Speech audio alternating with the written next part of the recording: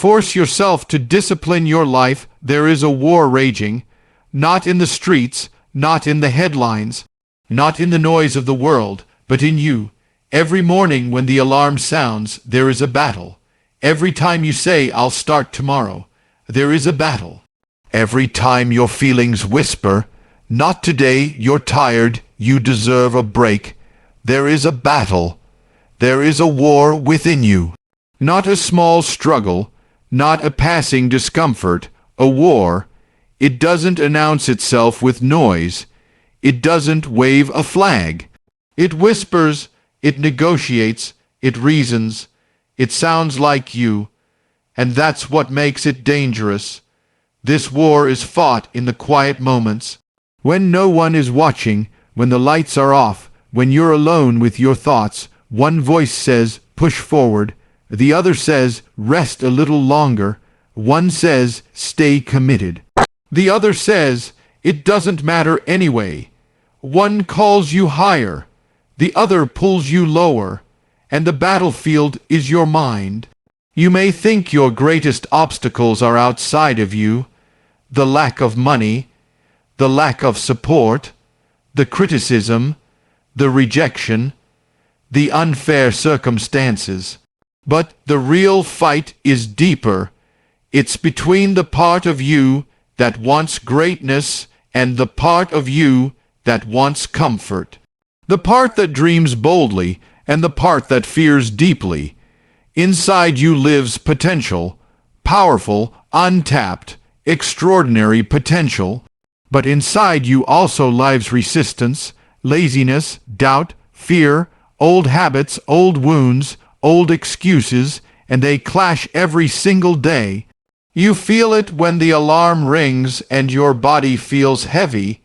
You feel it when you know what you should do, but you don't feel like doing it. You feel it when you promise yourself change and then break your own promise. That's the war, and here's the painful truth. If you don't consciously choose a side, you automatically lose. Because the lower voice, the voice of ease, of delay, of indulgence, it requires no effort. It flows naturally. It asks nothing of you except surrender. But the higher voice, it demands strength. It demands discipline. It demands sacrifice. The war within you is between who you are and who you could be. And sometimes it's exhausting. Sometimes you're tired of fighting yourself, tired of battling your own thoughts, tired of starting over, tired of feeling like you're your own worst enemy. But listen carefully, that tension you feel, that's proof you're alive. That struggle means there is something greater inside you trying to rise. The war within is not a sign of weakness. It's a sign of calling. The question is, which voice will you feed?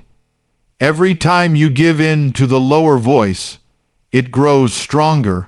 Every time you obey the higher voice, it gains authority. The war is decided not in one dramatic moment, but in thousands of small choices. When you get up instead of staying down, you win a battle. When you work while others waste time, you win a battle. When you control your temper, you win a battle. When you keep your word to yourself, you win a battle. Victory is not loud, it's quiet, it's internal, it's personal. And here is the mystery: the enemy within is not there to destroy you, but to test you, to refine you, to reveal what you truly want. Because if you truly want growth, you must conquer comfort. If you truly want strength, you must overpower weakness. If you truly want transformation, you must defeat the old version of yourself. The war within will not disappear, but you can become stronger than it. And the day you realize that you are not your feelings, that you are not your impulses, that you are not your temporary emotions, that is the day you stop being a victim of the war and become the warrior. Feelings are powerful. They can lift you to the highest joy or drag you into the deepest valley. In a single moment, they can make you feel unstoppable, and in the next, completely incapable. And if you're honest, there are days when your emotions feel more real than your dreams.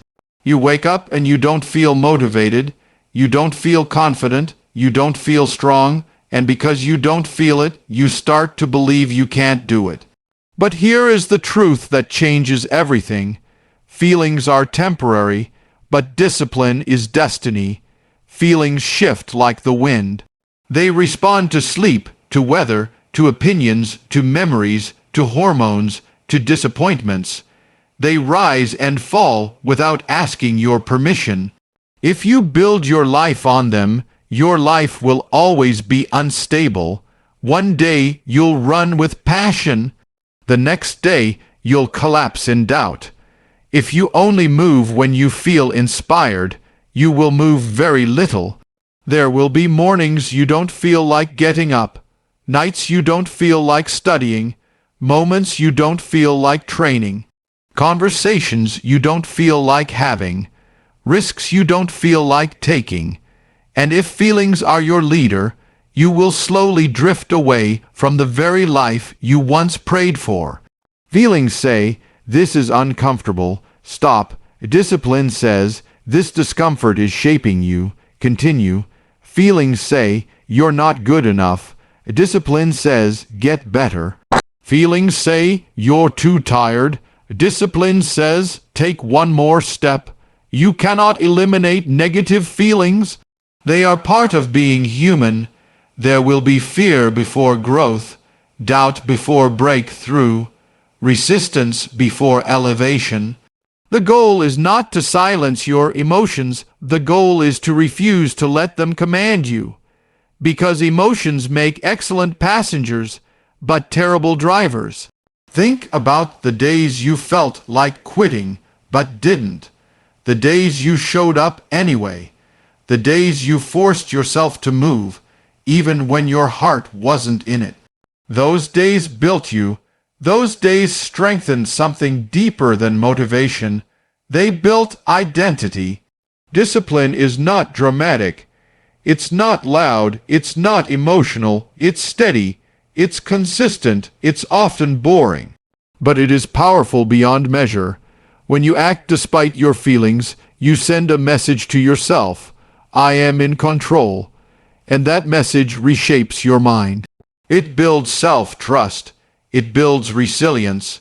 It builds confidence that doesn't depend on mood. And here is the mystery. When you act with discipline, your feelings eventually follow.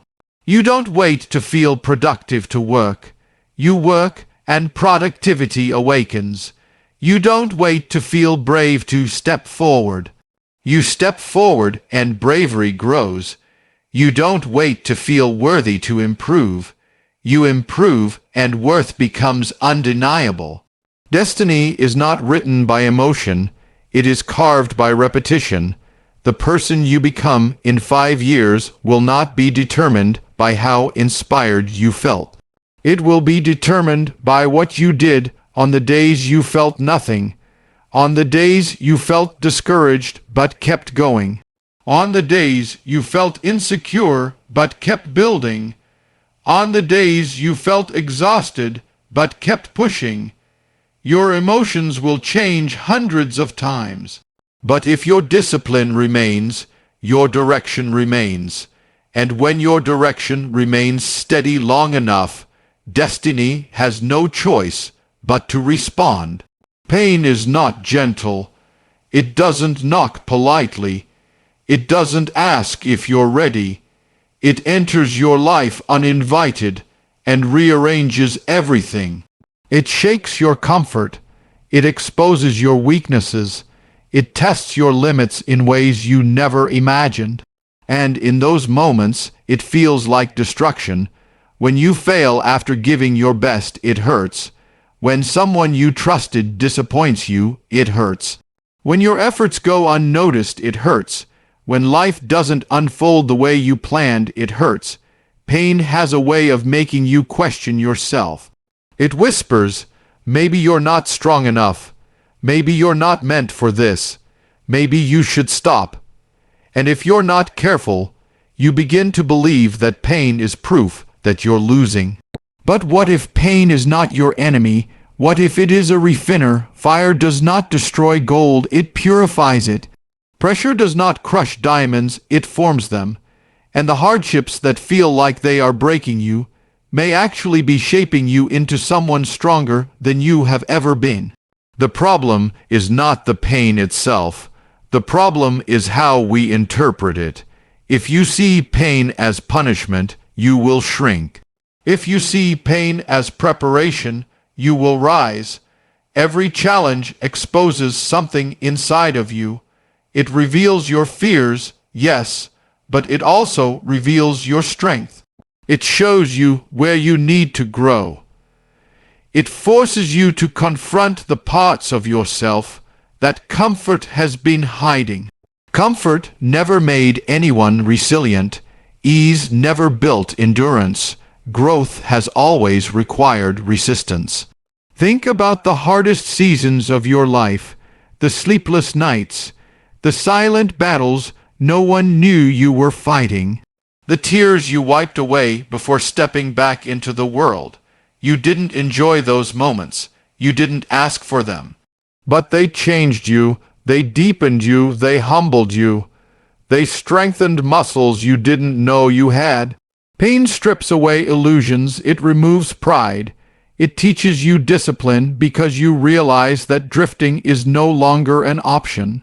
It pushes you to dig deeper, to pray harder, to work smarter, to stand firmer. Yes, pain burns, but fire also hardens clay into something unbreakable.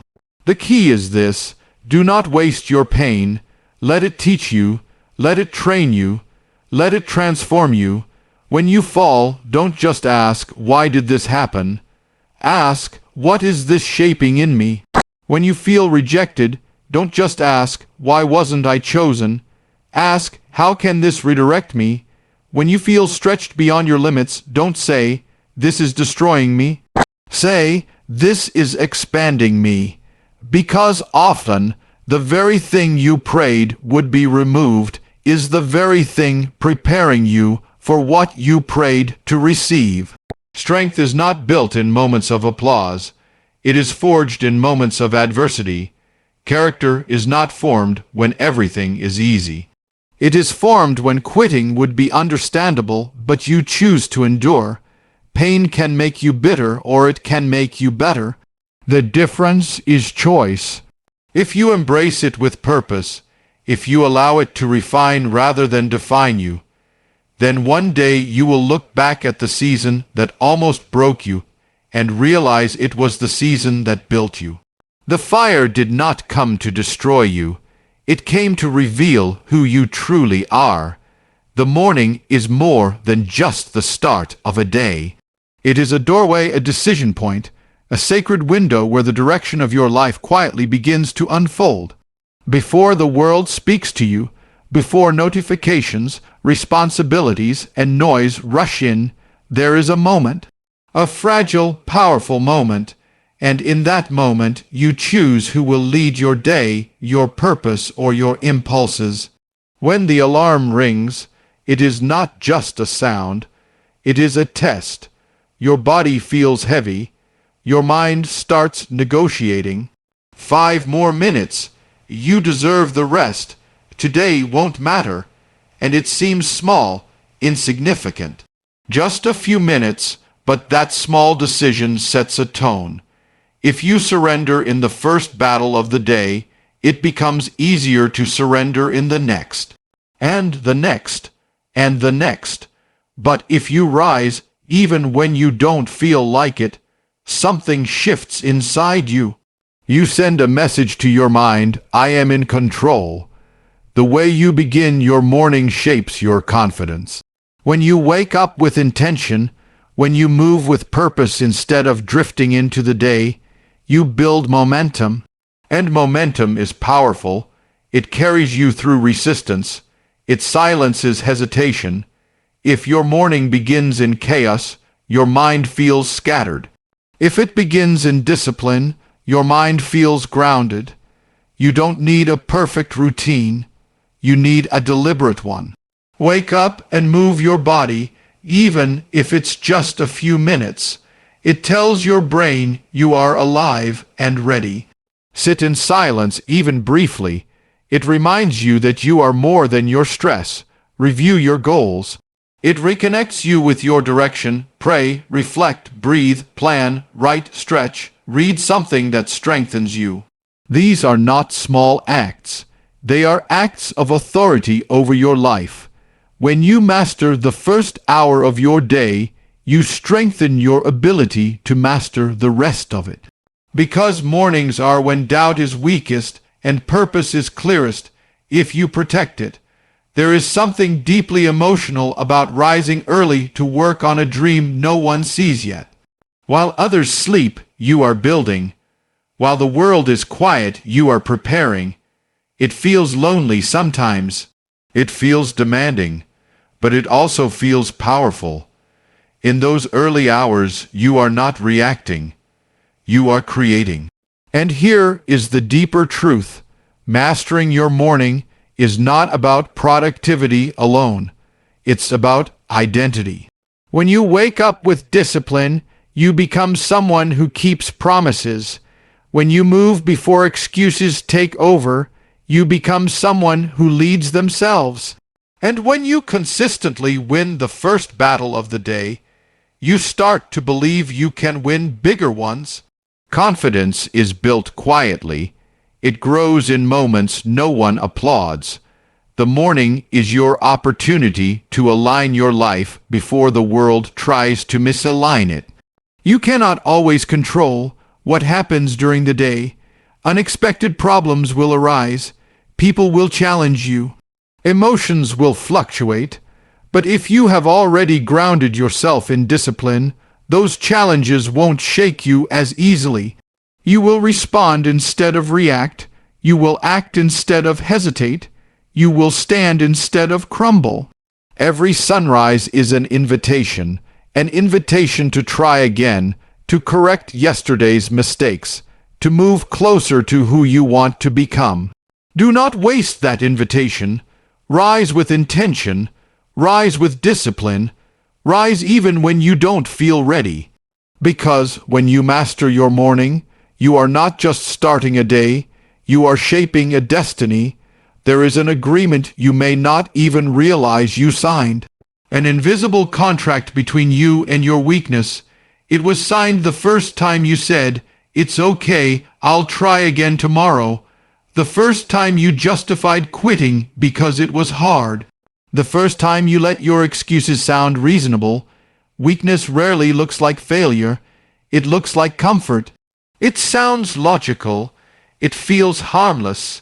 It tells you you've done enough. You deserve a break. It's not the right time. And slowly, quietly, you begin to agree with it. You negotiate with it. You lower your standards to avoid discomfort. You shrink your goals to avoid pressure. You silence your dreams to avoid responsibility, and every negotiation strengthens the wrong side. Breaking the agreement with weakness is not dramatic. There's no audience, no applause. It's deeply personal. It's the moment you look at yourself honestly and say, no more. No more excuses. No more blaming circumstances. No more waiting for perfect conditions. No more betraying my own potential. Weakness survives on permission. It needs your approval to remain. The moment you stop agreeing with it, it begins to lose power. But make no mistake, breaking that agreement will hurt. Because weakness is familiar, it's comfortable. It's predictable. Discipline feels sharp. Growth feels demanding. Change feels uncomfortable. And your mind will try to pull you back into the old contract. It will remind you of past failures. It will magnify your fears. It will exaggerate the difficulty ahead. But understand this. The discomfort you feel when you choose strength is temporary. The regret you feel when you choose weakness lingers. Every time you say, I can't, when you really mean, I don't want to, you reinforce the agreement. Every time you delay action without a real reason, you reinforce it. Every time you abandon your commitment because the excitement faded, you reinforce it. And over time, that agreement shapes your identity. You begin to see yourself as someone who starts but doesn't finish, someone who dreams but doesn't execute, someone who promises but doesn't follow through. That identity is far more painful than effort. Breaking the agreement begins with small acts of defiance against your lower impulses. When you feel like quitting, continue. When you feel like avoiding, confront. When you feel like sleeping in, rise. When you feel like complaining, work. Not because it's easy, but because it redefines you. Each act of discipline tears a page out of the old contract. Each kept promise writes a new one, an agreement with strength, resilience, and integrity, and slowly something shifts. You begin to trust yourself. You begin to respect yourself. You begin to see evidence that you are capable of more. The voice of weakness doesn't disappear overnight, but it grows quieter when it is ignored. It loses authority when it is challenged. It weakens when it is no longer entertained. There comes a powerful moment in life when you stop asking, "How do I feel?" and start asking, "What must be done?" That is the moment you break the agreement. You were never meant to be ruled by comfort. You were never designed to live at half capacity. The strength you admire in others is built the same way, by refusing to bow to excuses. So make the decision. Not once, but daily. No more agreements with weakness, only commitments to growth. There is a quiet battle between purpose and pleasure that plays out in your life every single day.